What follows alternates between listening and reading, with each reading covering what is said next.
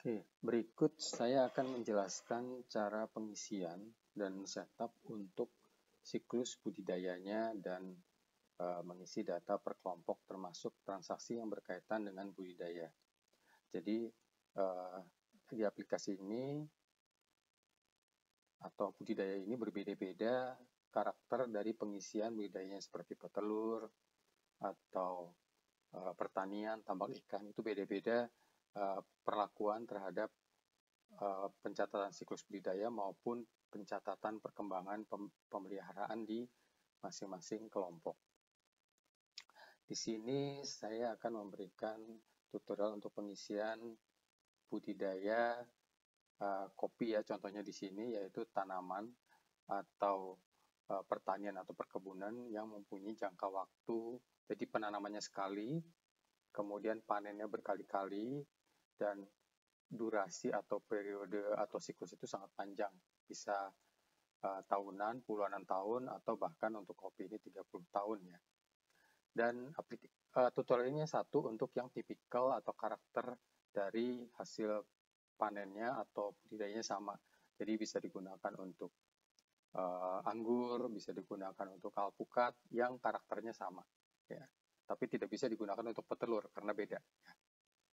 Oke, saya akan mulai. Tadi untuk yang setup sudah diinfokan di tutorial yang setup data usaha atau aplikasinya. Sekarang saya akan masuk setup siklus budidayanya. Di sini kita bisa mengisikan nama kategori tanamannya kopi. Ya, ketik saja kopi, kalau anggur ketik anggur, alpukat ketik alpukat. Kemudian kita asumsikan bahwa jumlah pohon atau bibit yang ditanami ada 1000 pohon atau bibit ya. Jadi asumsinya kita punya ini akan ditanam di luas 1 hektar atau sudah tertanam. Nah, jadi di sini kita bisa dilihat ya. Jadi walaupun kalau kita lihat di setup ini mulainya 1 Januari 2019, tapi karena ini siklusnya panjang dan mungkin pada saat pembukuan sudah ditanam atau sudah panen, ini kita bisa isikan di sini mulainya sesuai dari panennya, misalnya anggap saja kita pilih di sini 2007 lah anggap ya. Kemudian Desember 2007. Kemudian siklusnya berapa? Ini dalam bulan ya. Jadi kita bisa anggap 30 tahun, 360 bulan. Ya. Bulan Agustus akan otomatis muncul. Kemudian persentase tingkat kematian kita bisa isi misalnya berapa, 5%. Ya, apakah itu tidak berbuah ataupun mati pohonnya. Nah, kemudian sini ada beberapa kelompok, jadi nanti tergantung aplikasi yang dibeli. Kelompok ini bisa merupakan lanjutan ataupun area yang berbeda. Ya, ataupun ingin dipisah, misalnya saya ingin monitor kopi di lahan 1 hektar di tempat A, kopi lahan 1 hektar di tempat B. Jadi di sini mulainya juga tidak harus sama. Ya. Hanya saja nanti akan ada batasan jumlah kelompok sesuai aplikasi yang dibeli. Dan di sini kita intinya adalah menyiapkan anggaran, karena nanti kita akan bisa membandingkan dan juga memonitor pada saat mengisi di bagian kelompok. Ya. Kemudian di sini target produksi satu siklus tadi 30 tahun. Jadi kita harus memproduksi misalnya dalam satu siklus 30 tahun itu berapa kopi yang dihasilkan. Anggap saja sekarang ya teman-teman bisa menghitung ya. Ini saya masukkan saja angka ini 23.500 kg. Angkanya dari mana ya? Anggapnya dari setahun panen berapa kali, setiap kali panen berapa kilo, kemudian dikali berapa tahun dia masa panennya ya, sejak mulai dari ditanam. Kemudian target harga.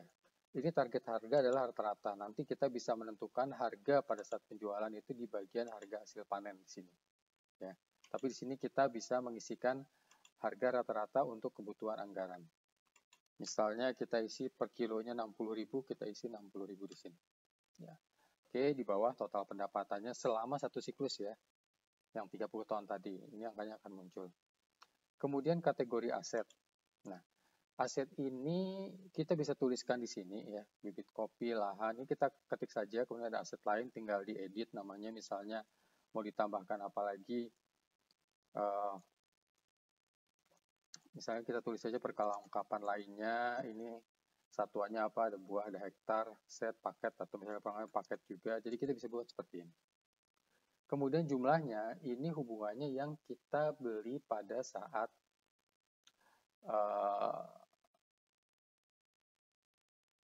siklusnya dimulai. Ya. Jadi apakah kita membeli, ataukah kita melanjutkan dari yang sudah ada. Kalau kopi, otomatis kan di sini mungkin ada ya. Cuma mungkin nanti di pembukuannya nggak akan muncul karena asetnya tidak dibeli pada saat tahun pembukuan. Jadi kan tadi kita lihat ini 2007 nih. Ini pembukuan mulai 2019. Berarti kopinya sudah ada, bibit kopinya, lahannya sudah ada, perlengkapannya sudah ada, sistem pengairannya sudah ada, perlengkapan lainnya sudah ada. Tapi kita perlu isi di sini sebagai bagian dari anggaran. Yang tidak perlu kita isi adalah nanti pada saat pembelian. Ya.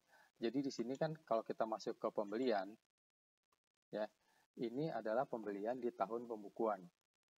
Jadi tidak bisa dimasukkan aset yang sudah ada tadi ke sini karena dia itu di luar tahun pembukuan. Ya. Kita masukkan lahan 1 hektar, kemudian perlengkapan, nggak baca ini saya permudah ya, satu set, 1 paket. Kemudian kita bisa lanjutkan dengan nilai.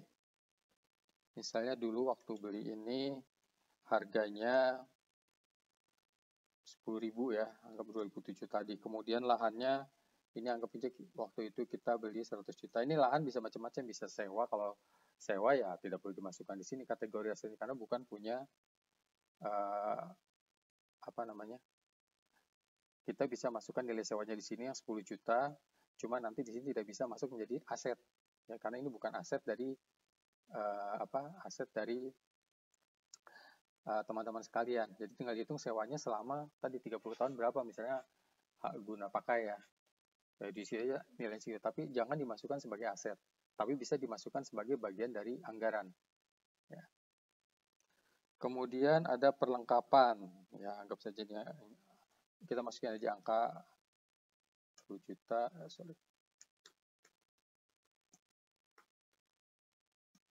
Bagaimana kalau misalnya ternyata asetnya lebih dari 10 ya. Jadi karena ini tidak bisa ditambah, jadi jumlahnya hanya ada 10 baris. Bagaimana kalau jumlahnya lebih dari 10? Digabungkan saja. Jadi seperti ini perlengkapan, jadi digabungnya perlengkapan 1 set, isinya bisa macam-macam perlengkapan. Jadi tidak perlu detail di sini, detailnya mungkin atau bisa dimasukkan pada bagian pembelian tadi. Jadi di bagian pembelian kalau mau digabung boleh ya di sini.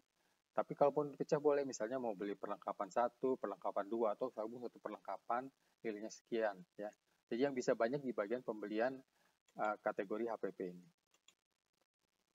Kemudian setelah itu, ini angka totalnya kategori aset akan muncul. Kemudian beban operasional, yaitu ya beli pupuk, urea, dan lain-lain, itu berapa kita anggarinya. Ya, di sini sama juga selama 1 siklus.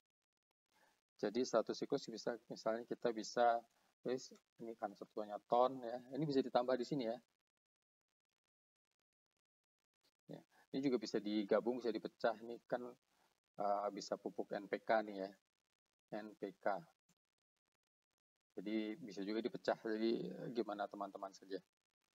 Misalnya ini selama 1 siklus,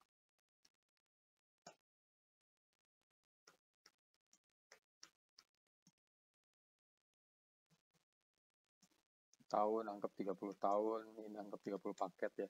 Ini saya permudah, tapi teman-teman bisa merubah satuannya di sini. Kemudian jumlahnya juga bisa dirubah di sini. Kemudian harga per unit sesuai harga satuannya. Sebagai contoh ini kan per ton, anggap angkanya segini. Kemudian ini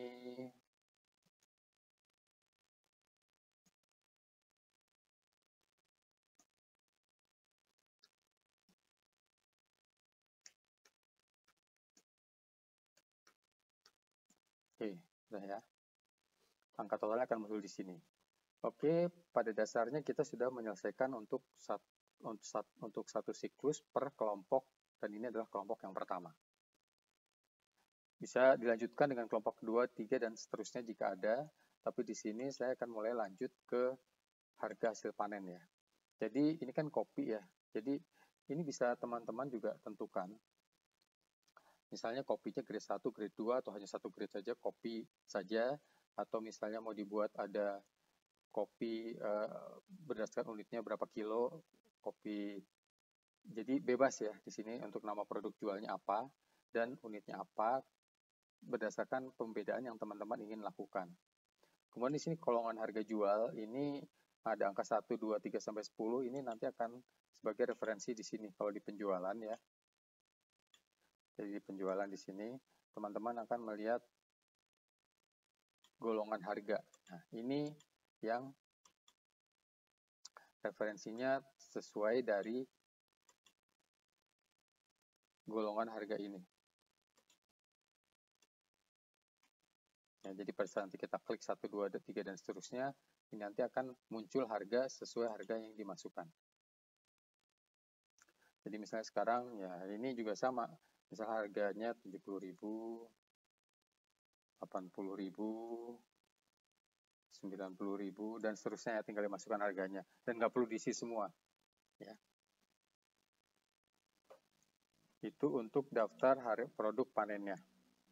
Jadi pada dasarnya kalau kita sudah mengisi siklus budidaya dan harga hasil panen, maka setupnya selesai dan kemudian kita akan masuk ke kelompok 1.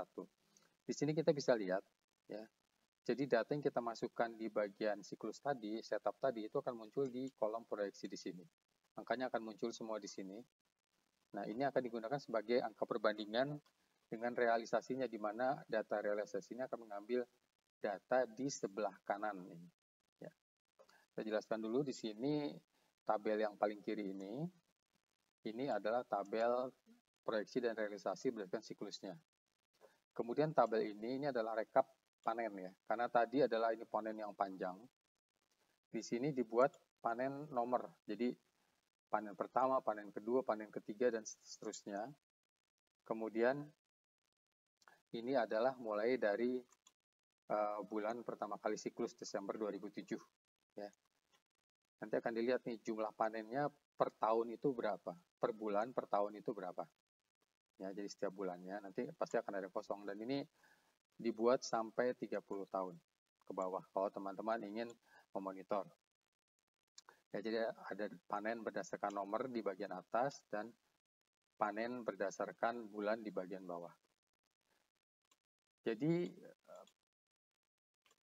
pada saat kemudian tabel yang berikutnya kanan, ini adalah tabel hasil panen dari kopi tadi ya. Dan di sini perlu dilihat ada nomor panen di sini, kemudian ini tanggal ya. Kemudian ini tanam. Jadi bibit pertama ditanam itu kapan? Kemudian panennya ini ada 5 grade sesuai yang kita isikan. Ada 5 kolom ya, sesuai yang kita isikan di sini. 1, 2, 3, 4, 5 ya. Ini nggak bisa ditambah ya. Jadi kalau misalnya ternyata ada lebih dari 5 grade ya, mau nggak mau harus dijadikan satu ke dalam salah satu grade. Ya. Kemudian di sini untuk mencatat yang dibuang, panen yang dibuang. Ini dam ini maksudnya dibuang. Dibuang ya karena jelek kualitasnya atau busuk atau dan lain-lain. Nah, kemudian ini pohon yang mati di sini. Ya. Kemudian ada kolom sebelah kanan. Ini kolom biaya pemeliharaan. Ya. Jadi kolom biaya pemeliharaan ini diisi sesuai tanggal ya. Nanti tanggalnya ditulis. Jadi tanggal di sini berlaku untuk kolom panen dan juga berlaku untuk kolom pemeliharaan.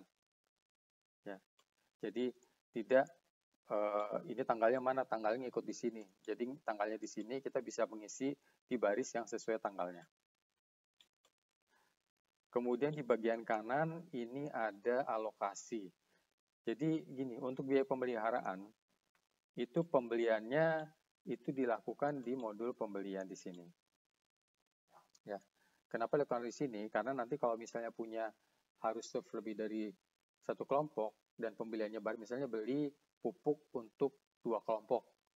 Nah, jadi dibaginya itu di bagian pembelian terlebih dahulu. Dan nanti dijelaskan di bagian pembelian di sini, di mana nanti bisa dibagi bahwa ini alokasi kelompok 1, alokasi kelompok 2. Alokasi itu yang nanti akan muncul di bagian kelompok 1 di bagian kanan ini, yang harus kita bagi-bagi dan nggak harus habis saat itu juga. Misalnya pupuk harian, pupuk mingguan. Nah, karena ini hubungannya dengan pencatatan, teman-teman bisa memilih mau berdasarkan teman-teman melakukan kerjanya atau rekap. Rekap itu jadi misalnya ngasih pupuk sehari sekian, seminggu sekian. Tapi bisa juga udah rekap aja lah. Jadi bulan ini teman-teman memberikan pupuk udah langsung untuk 1 bulan.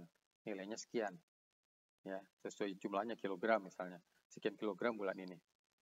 Jadi cuma ini akan berguna kalau teman-teman mau memonitor pekerja teman-teman di lapangan. Jadi misalnya cek, betul nggak minggu ini pupuk sudah disebar sekian, kok saldonya masih ada sekian. Nah, itu kalau teman-teman mau sampai detail ke sana. Ya, oke. Nah, sekarang saya akan mulai masuk ke pengisian. Tadi ini ada bibit 1000. Ini 1000 kita bisa masukkan di sini. Oke, berikutnya kita mengisi. Nah, cuma perlu diperhatikan, ini kan tahun pembukuannya mulai 2019, sehingga mungkin panennya sudah terlewat. Sudah terlewat berapa nomor. Ya. Jadi kita mesti menghitung dulu. Karena kalau kita catat hasil panennya ada di sini, maka secara otomatis hasil panen ini masuk ke dalam stok. Sedangkan stoknya mungkin sudah terjual.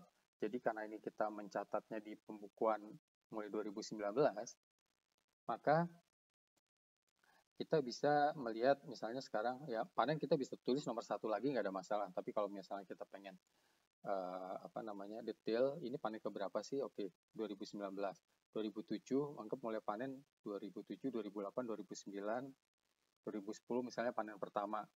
Berarti 10, 11, 12, 13, 14, 15, 16, 17, 18, 19. Jadi 2019 itu panen ke-13 misalnya ya. Jadi anggap ada panen atau 1000 kilo gitu ya. Jadi panennya 1 September 2019 ya. Perhatikan tanggal ini harus diisi sesuai format tanggal ya. Saya sudah jelaskan beberapa kali di modul sebelumnya. Di pengisian format tanggal itu berlaku untuk semua modul. Ya.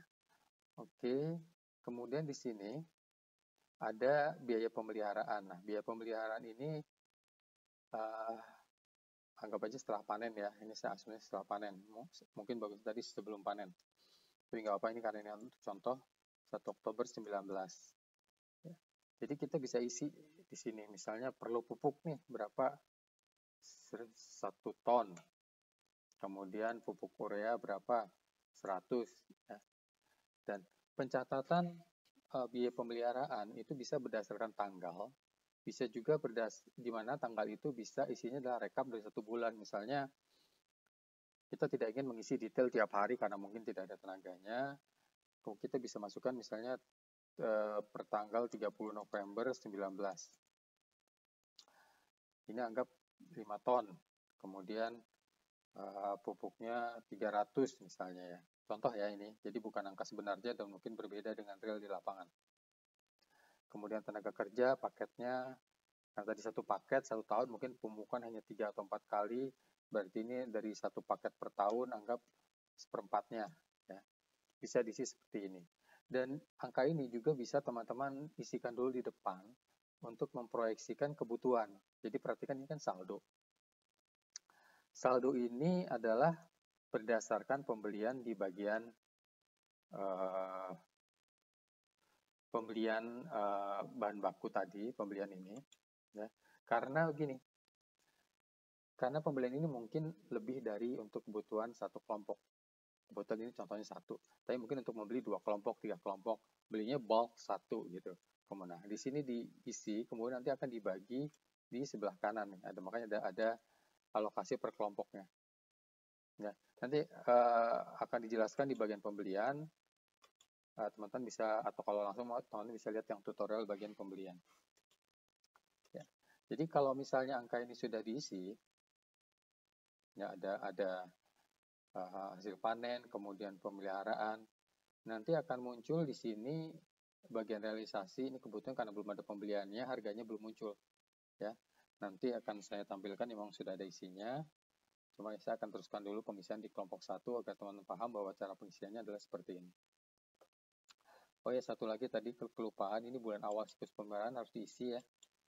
Jadi sama ini, Desember 2007.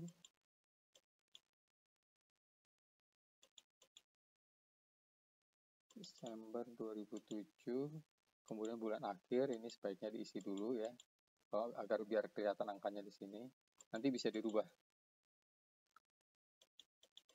sampai November 2037. Ya, oke.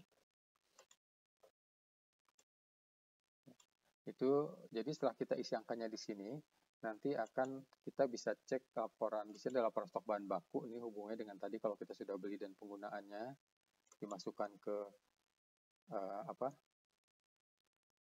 jadi gini, laporan stok bahan baku ini dasarnya dari pembelian ini. Jadi terlihat karena di sini kita belum melakukan pembelian dan belum melakukan alokasi penggunaannya di sini per kelompok. Jadi ini adalah stok berdasarkan alokasinya. Jadi kalau bukan penggunaan di masing-masing kelompoknya, ya. Jadi kita bisa lihat saldonya kalau belum digunakan. Kemudian stok hasil panen di sini terlihat tadi panen 1000, terjual belum karena belum ada penjualan, akhirnya masih 1000. Ya. Ini berdasarkan 5 level tadi, copy grade 1 sampai copy of grade. Oke, saya akan lanjut dengan yang sudah ada isiannya, jadi teman-teman agar teman-teman bisa dapat gambaran.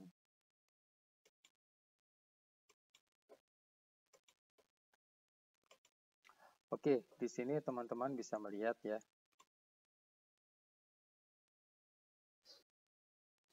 Ini yang sudah ada isiannya. Jadi teman-teman nanti akan dapat file yang ada isiannya dan file yang kosong, sebaiknya gunakan yang kosong. Jadi di sini ada 1, 2, 3, 4, 11, 12. Oke, mulainya ternyata 2011 di sini. Ini panen nomor ini hanya untuk nge-track saja. Dan di sini memang dibiarkan kosong. Karena kalau diisi dia akan jadi stok, padahal mungkin barangnya sudah terjual. Kemudian panen berikutnya. Ya. Ini kalau panennya mau rekap 1 bulan ya. Ini diisi harian nggak ada masalah, 1 Juni, 2 Juni. Kalau teman-teman ingin monitor sampai detail. Tapi kalaupun ingin rekapnya saja, bisa dibuat seperti ini. Jadi nomor panen juga tetap sama. Kenapa nomor panen ini perlu diisi? Agar nanti bisa direkap di bagian nomor panen. Ya, jadi nomor panen ini akan muncul rekapan sesuai nomornya. Kemudian di bagian bawahnya akan muncul rekapan sesuai bulannya. Jadi kalau kita isikan tanggal di sini, ya, ini perhatikan. Nah, ini muncul. Jadi kalau sesuai bulannya itu berdasarkan tanggal di sini. Ya. Kemudian tadi biaya pemeliharaan, dan perhatikan di sini saldonya sudah muncul karena sudah ada pembeliannya. Itu untuk bagian, oh ya di sini realisasinya juga karena sudah ada harganya bisa terlihat angkanya, ya. Jadi teman-teman bisa langsung membandingkan di realisasinya di yang sedang berjalan ini teman-teman sudah mendapatkan keuntungan atau masih rugi atau